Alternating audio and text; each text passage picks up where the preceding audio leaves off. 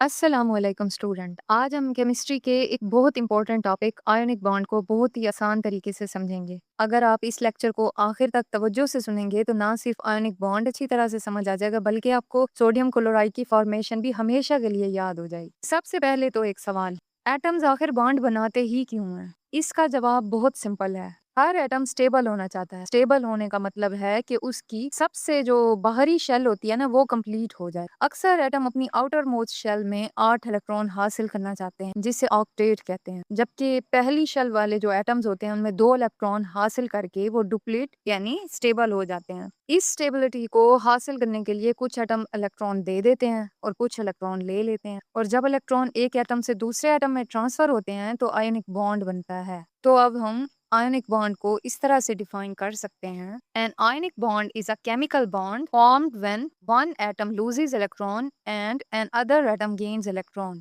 This happens because atom want to become stable like noble gases. यानी कि ionic bond एक ऐसा chemical bond है जो उस वक्त बनता है जब एक एटम अपना इलेक्ट्रॉन दे देता है और दूसरा एटम उस इलेक्ट्रॉन को हासिल कर लेता है। इसके बाद दोनों एटम्स आयन बन जाते हैं और उनकी अपोजिट चार्जेस क्या करते हैं, एक दूसरे को अट्रैक्ट करते हैं। तो अब इसको एक एग्जांपल से समझते हैं। हम लेते हैं सोडियम क्लोराइड को, यानी हमारा आम खाने का नमक। सोडियम की इलेक्ट्रॉनिक कॉन्फ़िगरेशन कुछ यूं है 281, यानी पहले शेल में 2, दूसरे में 8 और उसके आउटर मोस्ट शेल में सिर्फ एक इलेक्ट्रॉन मौजूद है। अब क्लोरीन की इलेक्ट्रॉनिक कॉन्फ़िगरेशन देखते हैं 287। फर्स्ट शेल में 2 इलेक्ट्रॉन, दूसरे में 8 इलेक्ट्रॉन और जो उसकी आउटर मोस्ट शेल है उसमें 7 इलेक्ट्रॉन्स हैं। अब दोनों को क्या चाहिए? सोडियम के पास सिर्फ एक आउटर इलेक्ट्रॉन है। अगर ये अपना एक इलेक्ट्रॉन दे दे तो उसकी नई कॉन्फ़िगरेशन 28 बन जाती है जो नियॉन की तरह स्टेबल होती है। इसीलिए फिर सोडियम क्या करता है कि एक इलेक्ट्रॉन देना उसके लिए ज्यादा आसान होता है। और क्लोरीन को देखिए, उसके पास पहले ही 7 इलेक्ट्रॉन है, इसको सिर्फ एक और इलेक्ट्रॉन चाहिए ताकि इसका ऑक्टेट कंप्लीट हो जाए। इसलिए क्लोरीन इलेक्ट्रॉन हासिल कर लेता है। अब यहाँ से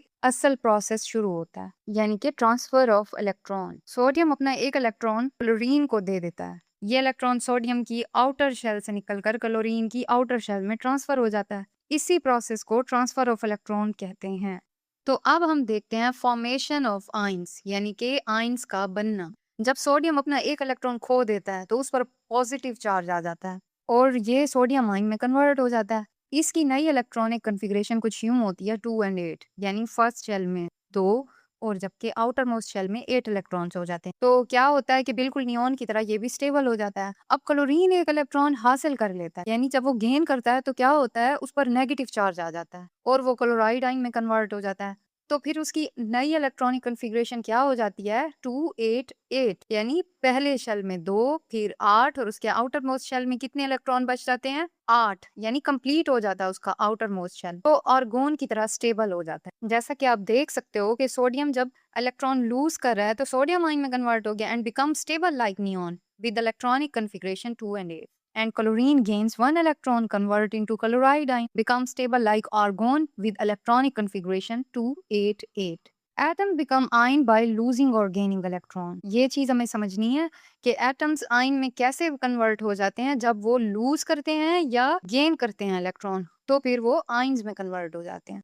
तो आखिर में हम इस टॉपिक की क्विक समरी देख लेते हैं जो जो हमने आज पढ़ा है कि ionic bond forms when electrons are transfer from one atom to another, यानी कि आयनिक बॉन्ड इलेक्ट्रॉन के ट्रांसफर से बनता है। Number 2, sodium loses one electron and become sodium ion, यानी कि सोडियम एक इलेक्ट्रॉन खोकर सोडियम आयन बन जाता है।